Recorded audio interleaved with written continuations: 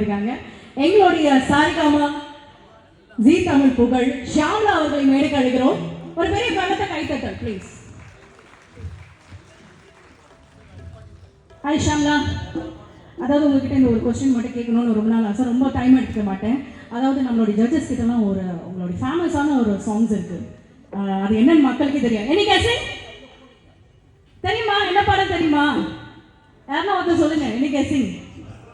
Okay, அருவத்துரும் சத்தியம்மா. அவ்வளோதானா?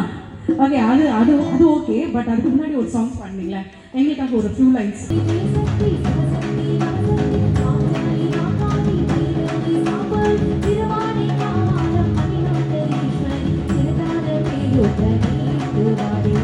சக்தி